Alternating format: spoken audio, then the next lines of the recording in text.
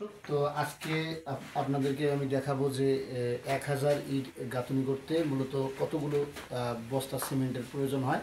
তো অনেকেই আসলে প্রশ্ন করেন যে ভাই 1000 ইট গাঁথুনি করতে আপনার কয় বস্তা সিমেন্ট লাগে। তো এখানে একটু আপনাদেরকে বলে রাখি যে 5 ইঞ্চি গাঁথুনিতে কিন্তু সিমেন্ট একটু কম লাগবে, এবং যখন আপনারা 10 ইঞ্চি গাঁথনি করবেন তখন কিন্তু সিমেন্ট একটু বেশি লাগবে। তো অনেকেই আসলে প্রশ্ন করেছিলেন, সেজন্যই আসলে ভিডিওটা তৈরি করছি। আর একটা কথা বলি, আমার চ্যানেলটা প্রতিনিয়ত বিল্ডিং কনস্ট্রাকশনের ভিডিও দেওয়া হয়, তাই চ্যানেলটাতে সাবস্ক্রাইব করবেন নিয়মিত বিল্ডিংয়ের কাজের ভিডিও এবং তথ্য পরামর্শ পাওয়ার জন্য। তো দর্শক, আমি আসলে নিজেই বিল্ডিংয়ের কাজ করি। আমরা এই ওয়ালগুলো গাঁথনি করলাম আজকে। তো এখানে মূলত 500 ইটের গাঁথনি করা হয়েছে। একটু ওয়ালগুলো দেখাও। এই ওয়ালটা পুরোটাই আসলে এখান থেকে একদম এই 3 সাইড ওয়াল গাঁথনি করা হয়েছে এখানে। তো এই গাঁথনিতে মূলত আপনাদের 500 ইট লাগছে, 480টার মতো ইট লাগছে। এখানে সিমেন্ট কিন্তু গেল আমাদের 2 বস্তা। তো এখানে যদি 5 ইঞ্চি গাঁথনিতে 500 ইটে দুই বস্তা সিমেন্ট যায়, তাহলে 1000 ইট গাঁথতে কিন্তু 4 বস্তা সিমেন্ট লাগবে ন্যাচারালি, এটা কিন্তু লাগে।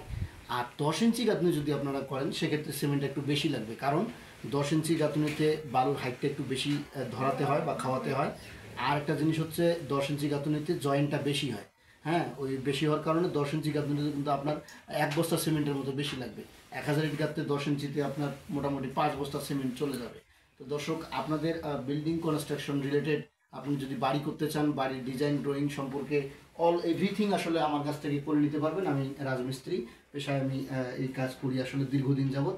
তো আপনাদের সুবিধার্থে আসলে যারা বাড়ি করতে চান তাদেরকে নিত্য নতুন পরামর্শ দিতে এবং ধারণা দিতে আসলে আমার এই চ্যানেলটা তৈরি করা। তো আপনারা আপনাদের মতামত অবশ্যই কমেন্ট করে জানাবেন।